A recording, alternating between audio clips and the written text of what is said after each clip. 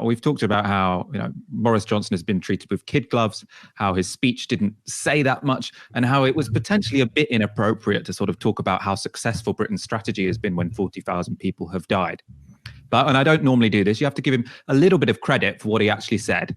And that's because he pushed back actually against the idea that we should immediately end the lockdown. And there are some pretty powerful people in pretty powerful places who are pushing for this to happen right now. Most notably, they seem to hang around the Daily Telegraph. And so throughout this crisis, this has been most notable on their comment pages, and particularly with neo-Thatcherites like Daniel Hannan. I want to show you a headline from a comment piece he did back on the 11th of April. So to contextualize this, this was the day after it was announced that 980 people had died in a 24-hour period, when we were all sort of, talking about how serious this was, how tragic this was. Daniel Hannan was penning this: "It's time to start loosening the lockdown." It beggars belief, okay? But this push has now made it from the comment pages to the front pages. The front pages are obviously more important for obvious reasons, but it's also, you see when something has become political common sense that it makes it from the comment section to the news section, and that's happening now. So on the front page this morning, the Telegraph had a headline about Boris Johnson being, preparing to ease a lockdown and all the pressure there was for that. But unsurprisingly, even though this is, supposed to be news, not comment, it relied on quite a lot of misleading statements and misrepresentation. This particularly pertains to them sort of exaggerating public support for an ending of the lockdown. An opinion poll published on Sunday showed that the public is increasingly supportive of a staggered exit from the lockdown, with more than half of people wanting restaurants, offices, shopping centres and schools to reopen as soon as new infections decrease, though a majority want sports stadiums to remain closed until there is a vaccine. Now you read that, and any sensible person reading that would think, oh, people are desperate for this lockdown to end. They want to reopen all of these, unessential places, restaurants, offices, shopping centres, as soon as new infections decrease. And to be honest, we already know that new infections do potentially seem to be decreasing. That doesn't necessarily mean it's stable or that's a long-term thing, but right now that appears to be happening, right? The problem, this is a complete misrepresentation of what people actually told the pollster, right? So the question only gave one option, which was more pro-lockdown than the one that, we would reopen these institutions when infections decrease. So let's look at what the actual poll said. So asked about offices, only 18% think that once cases go down, we should open offices as usual. Right, 55%, a much bigger number, think we should, but only with monitoring and restrictions. 11% want to wait until we have a vaccine. We can also look at restaurants. So only 13% want them to reopen as usual once cases go down. 55% think they should, but only with monitoring and restrictions. 21% think that we should wait until a vaccine has been found to open restaurants. That's 18 months, right? And you can see here there's two huge problems with the Telegraph's framing. So first, these people aren't just saying they want them to be opened, right? They're saying opened with restrictions and with monitoring. This is not people who are gagging for everything to go back to normal, as the Telegraph headline writers seem to be hoping for.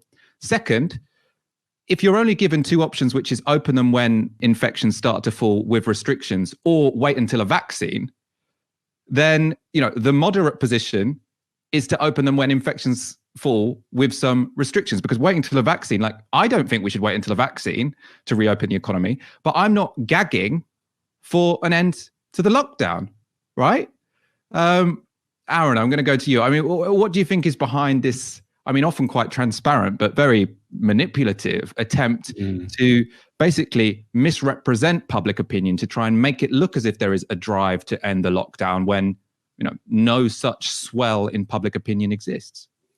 Yeah, it's just remarkable, isn't it? I don't know if it was that data, but there was perhaps another set of data which indicates that I think 60% plus of people were effectively very happy for the lockdown to continue as is. I'm going to interrupt you actually, because we can get that data up, and then I'll go to your proper comment. So this was YouGov today. It's even more sort of striking piece of data than there was in that Telegraph poll I just pointed out. So they asked an even more sort of conservative question, which is, would you like to see a plan to end the lockdown? So not even would you like to end the lockdown now, but would you like to see the plan. And only 32% of the public even want to see a plan to end the lockdown now, let alone actually end it. 63% think the government should wait until the situation is clearer before coming up with an exit strategy. So sorry, I interrupted you. I just wanted to get those stats on the screen because you referred to them. Yeah, it's really helpful. And what you heard repeatedly, I think yesterday I was listening to Westminster Hour. On purpose. On purpose. I don't know why I did that. I then tweeted about Lucy Powell, and it got loads of retweets. And then she said apparently I was dogpiling her, even though I literally repeated her words back to her without tagging her. And they were saying the sort of tenor of the comment you were hearing on that show was, people are getting restless. People want to sort of see an end to the lockdown. This is the most popular policy of the last decade. This is an incredibly popular set of measures. It's not popular because people want to do it. It's popular because people know it has to be done. Because we've seen 20, possibly 40,000 plus people die despite the lockdown. If we hadn't done it, it'd obviously be significantly worse. The ballpark figures are 250,000 to 500,000 people dying if we did nothing at all. And so I agree with you, Mike. It's just another sort of instance of this is just completely detached from reality. At least with the Boris Johnson stuff, it channels certain national myths, of the sovereign, of a certain class deference, which does pervade British society. I get that. But this is just a complete detachment from reality. And what was really interesting was some of those numbers about, for instance, basically half of people don't want stadiums and nightclubs to reopen until we get a vaccine. You're saying 18 months. I mean, it could be, I think a more realistic number is 3 years. By the time you produce it, actually physically produce them, roll them out, everybody has a vaccine, right? We need tens of millions of doses. I think it's perfectly fair to say 3 years, 2 years, 3 years. In which case, that's 50% of people don't think we should basically have Premier League football. They don't think we should have people going to nightclubs. That's really significant for large parts of the economy. 3 years. I was just thinking maybe Spurs will have sorted out their back line by then. So that's Well, the match. Well, this is the interesting thing. I would go through Google News, and you see sort of transfer gossip and this player's going there, this player's going there. Are you kidding me? The second biggest source of revenue for football club is gate receipts, and that might not be coming back for a couple of years. So it's just this stuff that people just take for granted, going back to usual. This is huge. And what's really striking, I'll finish with this, is that every woman, every man on the street seems to be more in tune with that than political editors and people writing for the front pages of our national media. And it's really, really striking. And you have to ask why. So I think I can take a punt at why. The editorial direction of The Telegraph and The Spectator as well makes a lot more sense when you realise that who they're writing for is a handful of maybe 100, 150 people concentrated around SW1. And that's who they want to influence. And they wield public opinion a bit like a mallet to batter those people into doing what they want. But ultimately, that's their audience. And you would look at what's happening now. It's not damaging the Conservatives in the polls really one bit. You do have a decline in the percentage of people who think the government are doing well, but it's still above 50% most of the time. And you've still got relatively high approval ratings for Boris Johnson.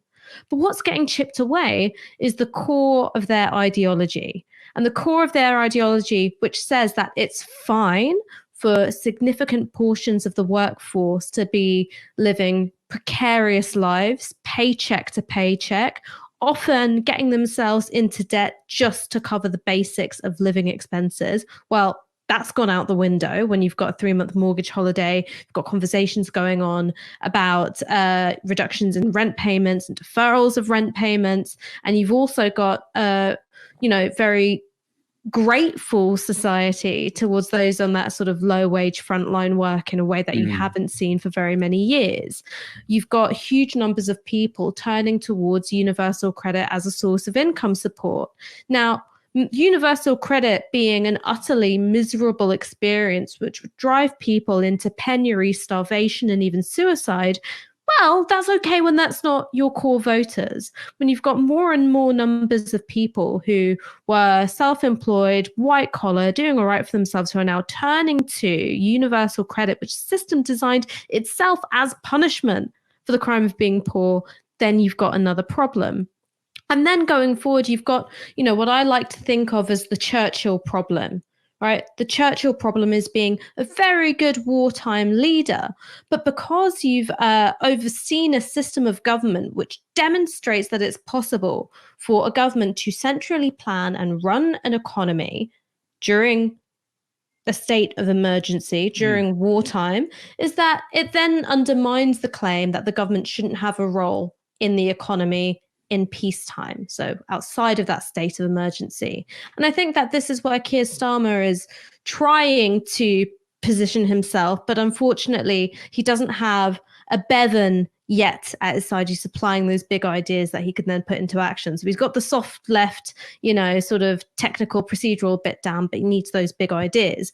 Because a time like now, and this is what I think Rishi Sunak is very worried about. This is what I think Dominic Cummings is very worried about. This is what I think arch Thatcherites like Daniel Hannan and Toby Young are very worried about, is that you've normalized the idea that the state can take a major role in planning the economy, a major role in supplementing people's incomes, and that the collective good is more important than individual success and endeavor.